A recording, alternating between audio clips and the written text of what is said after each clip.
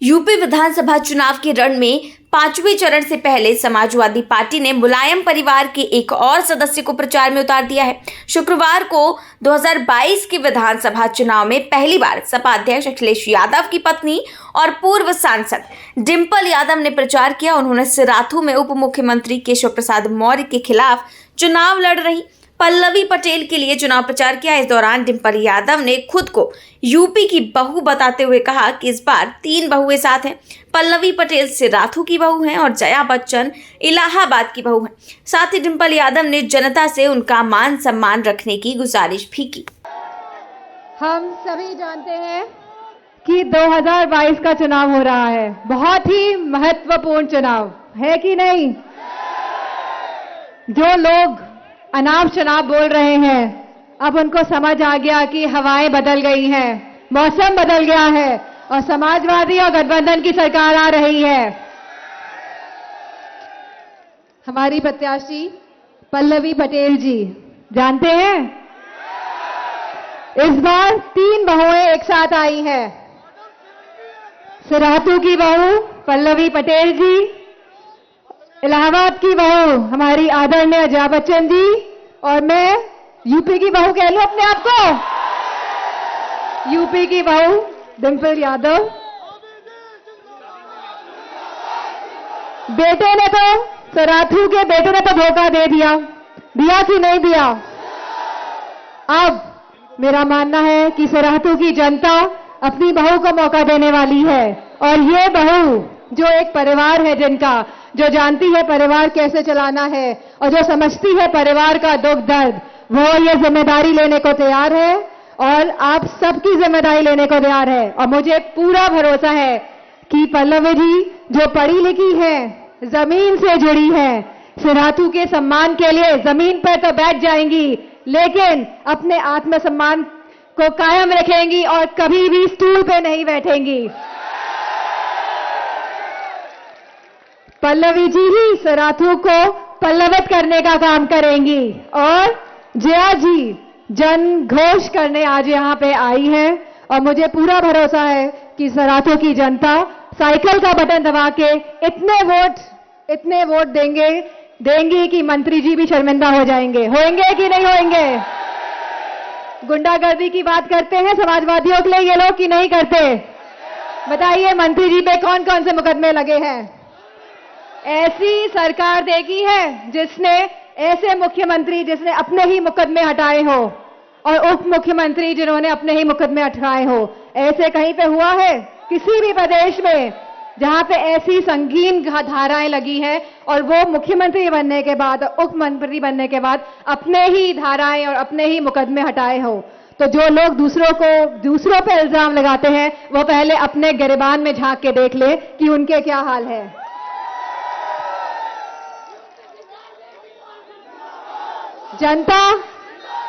जनता, नौजवान, माताएं, बहनें ऐसी सरकार बनाने जा रहे हैं जो नौकरियां देने वाली है हमारे युवाओं को, जो महिला सुरक्षा पे काम करेंगी। जो गलत फहमी ये लोग फैला रहे हैं महिला सुरक्षा के नाम पे, मैं याद दिलाना चाहती हूँ कि 2000 के जो आंकड़े थे एनसीआरबी के, उसमें महिलाओं के साथ जघन्य अपराध कम हुए थे और इन 5 सालों में जो आंकड़े आए हैं वह आंकड़े बहुत ही दर्दनाक हैं।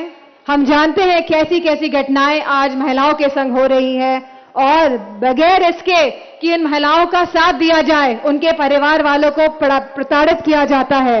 क्या हाथरस की जनता घटना भूल जाएगी? क्या हम लोग, क्या जनता हाथरस की बेटी को भूल जाएगी? हम जानते नहीं है कैसे उसको जला दिया गया था रात को और उसको उस अंतिम संस्कार जो एक हिंदू का धर्म है, एक अधिकार है, उसको भी वो नहीं करने दिया गया था और उनके परिवार वाले को जो प्रताड़ना दी गई थी जनता ने सब देखा है। और वही उन्नाव की बेटी के साथ जो हुआ था वो भी जनता नहीं भूलेगी। उसके पिताजी को पुलिस वालों ने जेल में डाल के मार के उसको मार डाला, इतना पीटा कि वह बच नहीं पाए। तो मैं समझती हूँ जनता तैयार है ऐसी सरकार हटाने के लिए जो जुल्म करती है, जो सितम करती है, जो जातिवाद फैलाती है। क्या आप सब लोग तैयार हैं? ये जो चुनाव होने जा रहा है ये खाली पल्लवी जी का ही चुनाव नहीं है, ये मेरा भी चुनाव है। आप क्या हमारा सम्मान रखेंगे कि नहीं रखेंगे? दयाशंकर जी बताइए। हाँ। चलिए, आप सबकी जिम्मेदारी है कि पल्लवी पटेल जी को इतने वोटों से जिताना है कि यहां के मंत्री जी भी शर्मिंदा हो जाए। ये ऐसे करने से नहीं चलेगा, मैं देखूंगी। सरातू, ये मेरा पहला प्रचार है और मैं आप लोगों से आप वादा करेंगे, वचन दे रहे हैं कि उन्हें जिता के भेजेंगे। ये मेरी बहन जैसी है और मुझे पूरा विश्वास है ये महिलाओं का सम्मान और हक की बात रखेंगी, हमारे किसान भाइयों की बात रखेंगी, युवाओं की बात रखेंगी और मुझे पूरा भरोसा है कि आप पल्लवी जी को अपना पूरा समर्थन देंगे। बहुत सारी बातें मैं कहना चाहती हूं। ये सरकार जो मौजूदा सरकार है, डबल इंजन की सरकार है। ये बताइए कि जंग का रंग क्या होता है? जब जंग लग जाता है लोहे में, इंजन की बात हो रही है तो लोहा ही इस्तेमाल होता है इंजन बनने में। जंग का रंग क्या होता है? हाँ, कौन सा रंग होता है जंग का?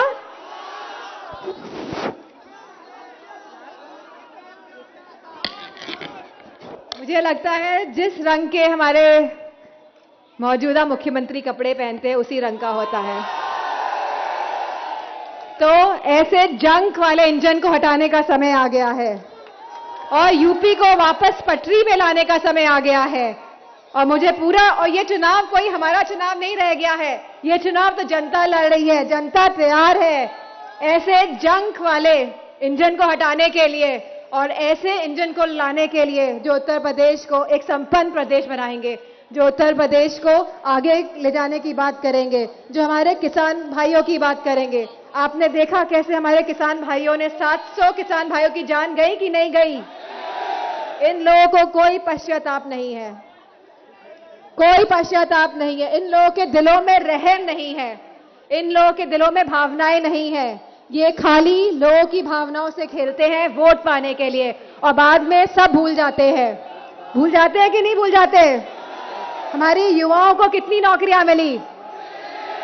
हमारा किसान के अगर 2 बेटे और 1 बेटी होती है, एक बेटा किसानी करता है, एक बेटा फौज में जाता है कि नहीं जाता है? फौज की नौकरियां निकाल पाए कि नहीं निकाल पाए ये लोग? और आने वाले समय में अगर ये निकालेंगे भी तो ये संविदा में रखना चाहते हैं हमारे नौजवानों को। और जो एक बेटा तो फौज में जा नहीं सकता और दूसरे बेटों को रात भर जग के खेती करनी पड़ रही है कि नहीं करनी पड़ रही है? अपने खेतों की चौकीदार बना दिया कि नहीं बना दिया अपने खेतों का? और बेटी को कहां से पढ़ाएगा किसान अपनी, बताइए? आमदनी दुगने करने की बात हुई कि नहीं हुई थी? महंगाई इतनी बढ़ा दी कि आमदनी तो आधी ही रह गई। अब बताइए कहां जाए युवा, कहां जाए किसान और महिलाएं भी कहां जाएं? मैं समाजवादी पार्टी की कथनी और करनी में कोई फर्क नहीं होता है, तो मैं आज ये आप सबको विश्वास दिला के जा रही हूं कि जब समाजवादी पार्टी की सरकार आएगी तो जैसे हमारे घोषणा पत्र में कहा गया है, खासकर महिलाओं के लिए 33% का आरक्षण दिया जाएगा सभी सरकारी नौकरियों में।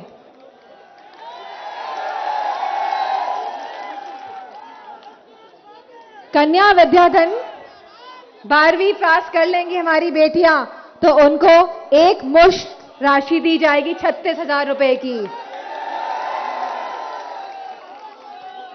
इसी के साथ बीपीएल परिवार की महिलाएं जो प्रसव के समय 15,000 रुपए की राशि दी जाएगी ऐसी महिलाओं को, और हमारी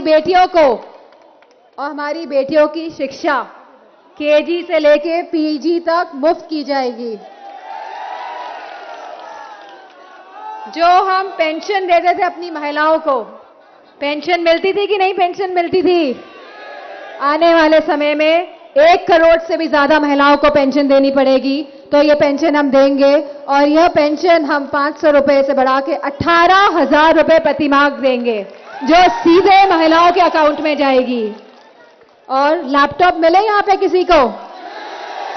हमने सुना था लखनऊ में फोटो खिंचवाने के लिए एक कार्यक्रम कराया गया जहां पे फोन और लैपटॉप बांटे गए, लेकिन आखिरी में चुनाव आने से पहले जनता को बेवकूफ बनाने के लिए, और जब समाजवादी पार्टी की सरकार आएगी तो सब बच्चों को लैपटॉप देने का प्रावधान भी रखा गया है और दिया गया है, और आने वाले समय में फिर देने का काम किया जाएगा।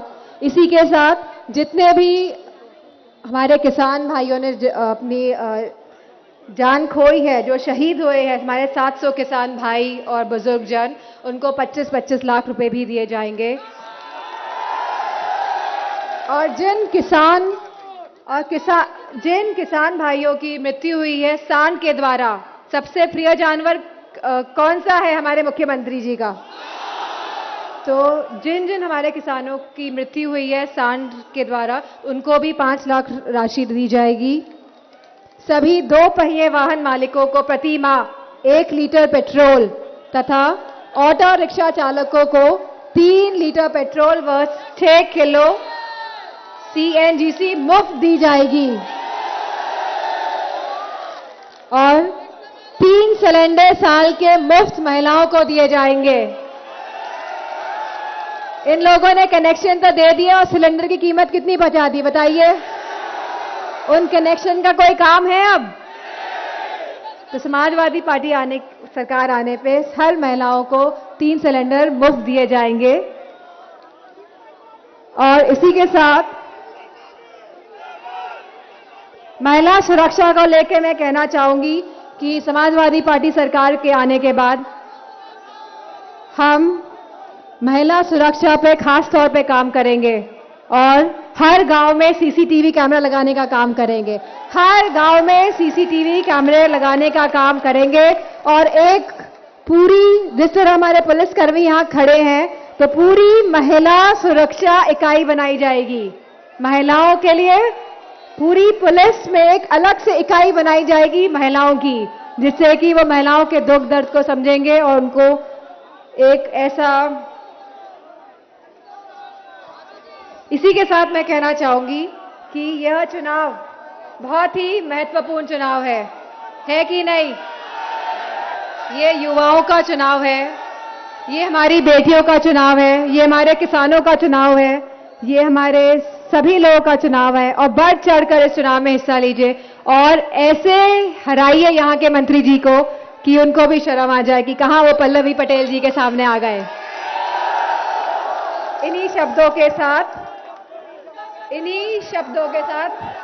मैं अब यहाँ समाप्त करती हूँ, और मुझे पूरा विश्वास है कि आप हमारा मान सम्मान रखेंगे और पल्लवी जी को बहुत अच्छी तरह से जिता के भेजेंगे। धन्यवाद।